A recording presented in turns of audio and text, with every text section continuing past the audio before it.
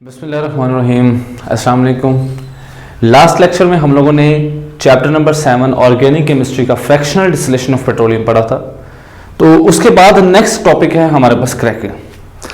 सबसे पहले हम इसके टर्मिनोलॉजी की तरफ आते हैं कि क्रैकिंग का मतलब क्या होता है, क्रैकिंग की डेफिनेशन क्या है, इसका ऑब्जेक्टिव क्या है, ये सारी चीजें हम लोग डिस्कस करेंगे। क्रैकिंग, जब हम क्रैकिंग लफ्ज की बात करते हैं तो क्रैकिंग लफ्ज का मतलब होता है डिस्ट्रक्ट करना, तोड़ना। अब डेफिनेटली मैं किसी भी चीज को ब्रेक करूंगा तो उसके स्मॉल फ्रेगमेंट्स बनेंगे, यानी हम लोग कहते हैं, हम क्रैकिंग जो टर्मिनोलॉजी है वो इस्तेमाल करते हैं, that is break down of higher hydrocarbons, जिसमें हम हायर हाइड्रोकार्बन्स को ब्रेक करते हैं किसके अंदर, इनटू लोअर हाइड्रोकार्बन्स। तो इस फिनोमिना को, इस प्रोसेस को हम लोग बोलते हैं क्रैकिंग। ठीक है, इस प्रोसेस को बोलते हैं क्रैकिंग। इसका एक और टर्मिनोलॉजी भी इस्तेमाल होती है, पायरोलिसिस। पायरोलिसिस, ठीक है, ब्रेक डाउन। अब मैं अगर इसकी प्रॉपर डेफिनेशन की तरफ आऊं, दैट इज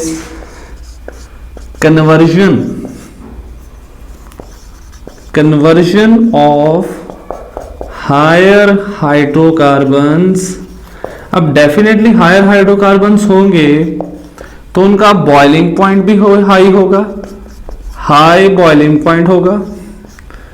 और जब हम उसको कन्वर्ट करेंगे into lower hydrocarbons, small hydrocarbons पे जब हम उसको ब्रेक करेंगे तो डेफिनेटली उसका बॉइलिंग पॉइंट कम होगा, low boiling point. In absence of air, this phenomena, this process is called cracking। इस प्रोसेस को बोलते हैं cracking. So next thing is that कि इस क्रैकिंग में हम हायर हाइड्रोकार्बन्स, कौन से हायर हाइड्रोकार्बन्स को ब्रेक करके लोअर हाइड्रोकार्बन्स में कन्वर्ट कर रहे हैं और इसका ऑब्जेक्टिव क्या है, यानी इसका मकसद क्या है। वाई We need cracking, हमें क्रैकिंग क्यों जरूरी है, क्यों हम लोग जो है वो हायर हाइड्रोकार्बन्स को लोअर हाइड्रोकार्बन्स में कन्वर्ट कर रहे हैं।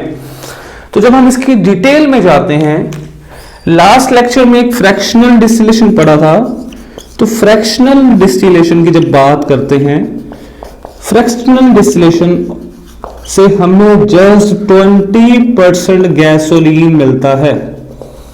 ठीक है, 20% गैसोलीन। ये गैसोलीन क्या चीज होती है, this is a fraction of petroleum that is used as a petrol, that is used as a motor oil, जो गाड़ियों में फ्यूल के तौर पर इस्तेमाल होता है, उसे गैसोलीन बोलते हैं। तो फ्रैक्शनल डिस्टिलेशन से जस्ट 20% गैसोलीन मिलता है, जो कि इसकी हाई डिमांड है, हाई डिमांड है गैसोलीन की, हाई डिमांड है। तो हम उसके लिए क्या करते हैं, जो कैरोसिन ऑयल है या डीजल ऑयल है, जिनका इस्तेमाल कम है, जो हायर हाइड्रोकार्बन्स के हैं, हम उसको कन्वर्ट कर देते हैं गैसोलीन के अंदर। So that's why we need a cracking, इसलिए हमें क्रैकिंग की जरूरत होती है। अब जब क्रैकिंग की डिटेल की तरफ जाते हैं तो हमें पता चलता है इस क्रैकिंग की 3 टाइप्स हैं, 3 टाइप्स ऑफ क्रैकिंग। सबसे पहली क्रैकिंग है thermal cracking, thermal cracking. Next type है कैटालिटिक क्रैकिंग,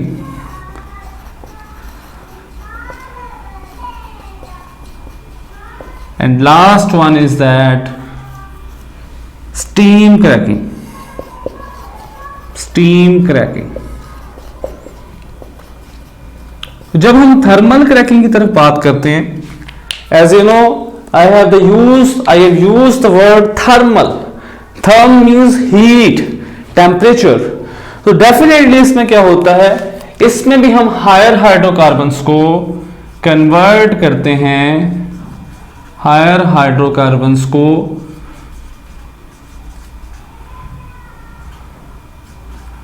लोअर हाइड्रोकार्बन्स में कन्वर्ट करते हैं, ठीक है। लेकिन यहां पे हम हाई टेम्परेचर देते हैं, हाई टेम्परेचर होता है round off 700 degree centigrade and इससे अबव होता है। इसके अलावा हाई प्रेशर होता है, तो इस प्रोसेस को बोलते हैं थर्मल क्रैकिंग। अगर मैं इसके एग्जांपल की तरफ आऊं, जैसे I have an example of हेक्साडिकेन,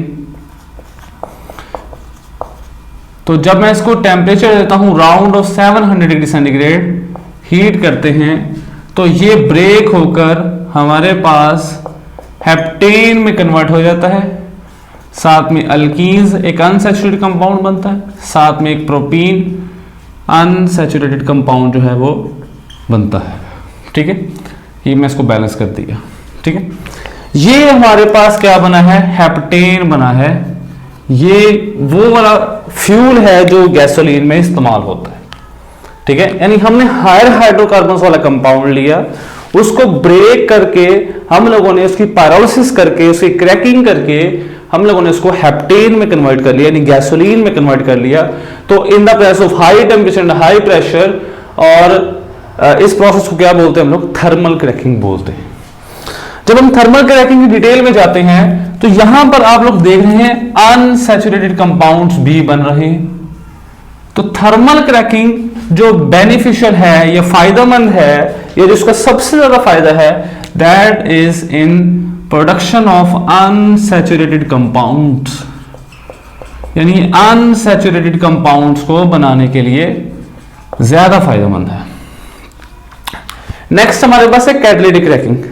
catalytic cracking में क्या होता है, इसमें हमारी जो कंडीशंस हैं दैट इज लो टेम्परेचर, और कितना temperature, round of 500 degree centigrade. इसके अलावा हमारे पास कंडीशन होती है लो प्रेशर, कितना pressure, round of 2 atm pressure. और जैसे कि मैंने यहां पे टर्मिनोलॉजी इस्तेमाल की कैटालिटिक, तो डेफिनेटली यहां पर कैटलिस्ट होगा। कौन सा कैटलिस्ट हो सकता है, यहां पे कैटलिस्ट हम लोग यहां इस्तेमाल करते हैं that is silica and alumina, silica and alumina. तो जो हमारा हायर हाइड्रोकार्बन्स होता है वो कन्वर्ट हो जाता है लोअर हाइड्रोकार्बन्स के अंदर, और इसमें जो हमारे पास प्रोडक्ट बनती है, प्रोडक्शन ऑफ सैचुरेटेड कंपाउंड्स, यानी अगर हम लोग ने सैचुरेटेड कंपाउंड्स बनाने हो तो उसके लिए ज्यादा बेनिफिशियल है, जिसमें गैसोलीन हमारे पास एक इंपॉर्टेंट फ्रैक्शन है, उसको बनाने के लिए सबसे ज्यादा यूज होता है। इट मींस कि हम लोगों को अगर गैसोलीन बनानी है तो हम लोग कैटालिटिक क्रैकिंग को प्रेफर करेंगे। लास्ट है स्टीम क्रैकिंग। तो as you know very well I use the word steam.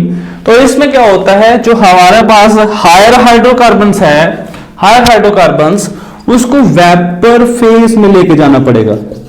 Vapour phase hydrocarbon ये यूज करेंगे। इस वेपर फेज हाइड्रोकार्बन को मिक्स कर देंगे स्टीम के साथ। स्टीम क्या होती है, that is the water vapours, water के वेपर्स होते हैं, ठीक है। अब इसको मिक्स करने के साथ हम इसको हीट करेंगे, हीट करेंगे कितना, राउंड ऑफ 900 डिग्री सेंटीग्रेड। लेकिन यहां पर हीट कंटिन्यूसली नहीं करेंगे, हम जस्ट शॉर्ट ड्यूरेशन के लिए करेंगे, शॉर्ट ड्यूरेशन के लिए। तो शॉर्ट ड्यूरेशन के उसके बाद हम इसको क्या करेंगे, रैपिडली फास्टली कूल कर देंगे।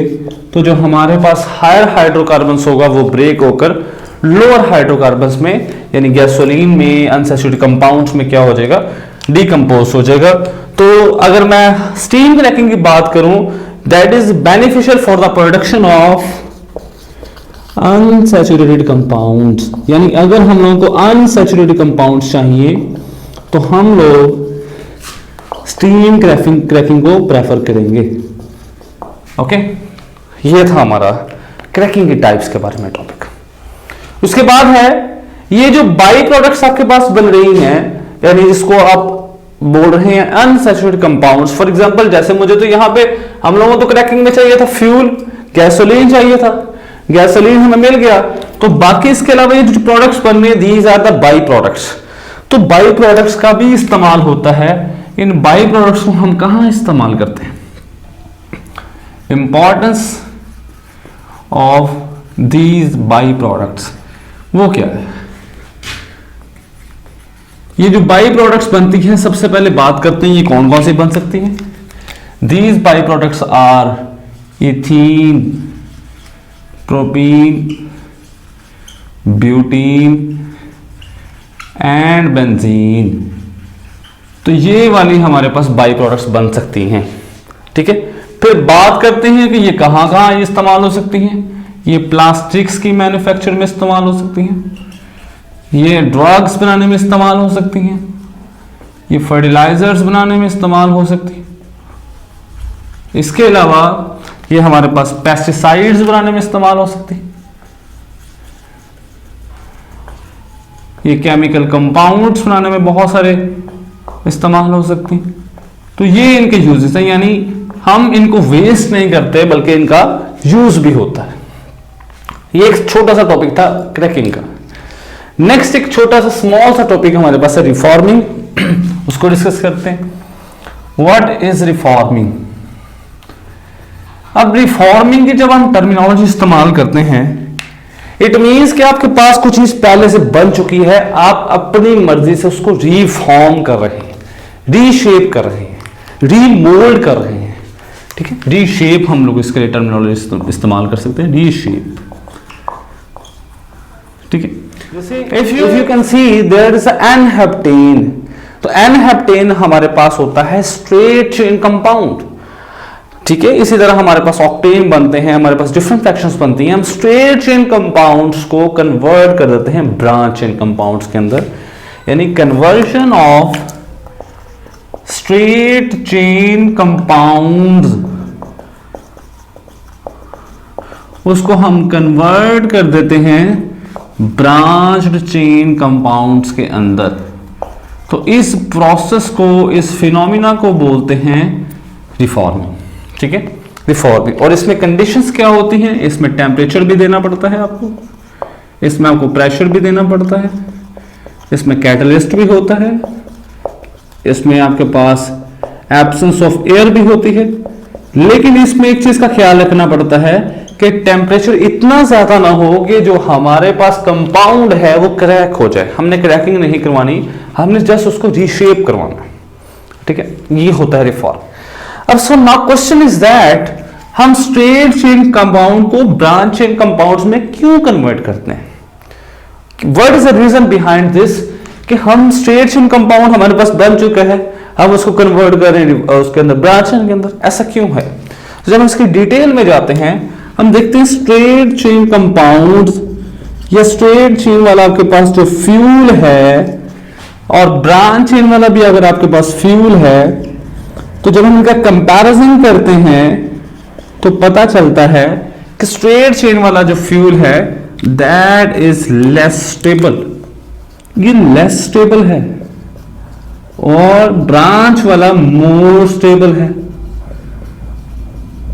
ये जो चीज लेस स्टेबल होती है वो मोर रिएक्टिव होती है, ये मोर रिएक्टिव है, ये लेस रिएक्टिव, ये मोर कंबस्टिबल है, कंबस्टिबल है, ये लेस कंबस्टिबल है। ठीक है, ये क्या करता है? ये इंजन की एफिशिएंसी को रिड्यूस करता है, decrease the efficiency of engine, engine के काम करने की सलाहियत को कम करता है। ये क्या करता है? Maintain the efficiency of engine, maintain efficiency. एक टर्मिनोलॉजी होती है नॉकिंग, ये मोर नॉकिंग प्रोड्यूस करता है, नॉकिंग, इसको ये लेस नॉकिंग प्रोड्यूस करता है, लेस नॉकिंग जो है वो प्रोड्यूस करता है। इसके अलावा ये लो ऑक्टेन नंबर का होता है, ये हाई ऑक्टेन नंबर का होता है। इसकी एग्जांपल है एन ऑक्टेन, इसकी एग्जांपल है आइसो ऑक्टेन। यहां दो टर्मिनोलॉजीज यहां पे यूज की गई, knocking and octane number. So word is knocking and word is octane number. तो जब हम इसकी डिटेल में जाते हैं तो हम लोग बात करते हैं, जब जितनी भी व्हीकल्स हैं, जैसे गाड़ियां हैं, बाइक्स हैं, जब आप इसको रन करते हैं तो इसके इंजन से आवाज प्रोड्यूस होती है। वो आवाज जो प्रोड्यूस होती है दैट इज नॉकिंग। वो क्या होती है? नॉकिंग होती है। Metallic sound that is produced by engine, जो इंजन प्रोड्यूस करता है due to combustion of fuel, जो कि फ्यूल होता है उसकी बर्निंग होती है तो उससे जो आवाज प्रोड्यूस होती है दैट इज कॉल्ड नॉकिंग। अब जितना आपके पास लेस स्टेबल फ्यूल होगा, मोर कंबस्टिबल फ्यूल होगा, लेस स्टेबल फ्यूल होगा, वो ज्यादा नॉकिंग प्रोड्यूस करेगा, और जितना ज्यादा प्रोड्यूस करेगा नॉकिंग, उतनी इंजन की एफिशिएंसी कम हो जाएगी। ठीक है, तो हम ब्रांच इन वाला फ्यूल इसलिए इस्तेमाल ज्यादा करते हैं, इसलिए इसको ज्यादा प्रेफर करते हैं। ये हाई स्टेबल होता है, मोर स्टेबल होता है, जिसकी वजह से नॉकिंग को कम प्रोड्यूस करता है, तो इंजन की एफिशिएंसी मेंटेन रखती है। ठीक है, मैं एग्जांपल की तरफ चलता हूं। जैसे मेरे पास एग्जांपल है, मेरे पास फ्यूल है एन ऑक्टेन। इस एन ऑक्टेन को हम कन्वर्ट करते हैं ब्रांच चेन कंपाउंड्स के अंदर, दैट इज आइसो ऑक्टेन।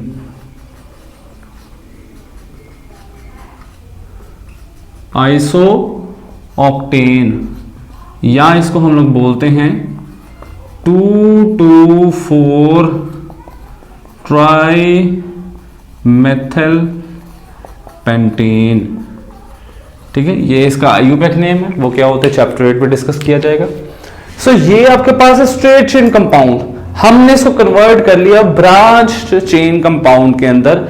ये वाला जो फ्यूल है दैट इज मोर स्टेबल, ये वाला जो फ्यूल है दैट इज लेस स्टेबल। अब इसकी क्वालिटी को जांचने का पैमाना है that is called octane number. ठीक है, ऑक्टेन नंबर क्या होता है? That is percentage of, octane number बोलते हैं that is percentage of iso octane, percentage of iso octane in gasoline. Gasoline के अंदर जितनी ज्यादा परसेंटेज होगी आइसो ऑक्टेन की गैसोलीन के अंदर, इस फ्यूल की गैसोलीन के अंदर, उतना ज्यादा अच्छा उसका ऑक्टेन नंबर होगा। और जितना ज्यादा उसका ऑक्टेन नंबर अच्छा होगा, हाई ऑक्टेन नंबर होगा, उतना ज्यादा आप लोगों के पास इंजन की जो एफिशिएंसी है वो मेंटेन रहेगी। इंजन एफिशिएंसी जो है वो मेंटेन रहेगी। ठीक है, मेंटेन रहेगी। ये आपके पास लेस कंबस्टिबल होता है, मोर स्टेबल होता है, ये लेस रिएक्टिव होता है, ये लेस नॉकिंग प्रोड्यूस करता है।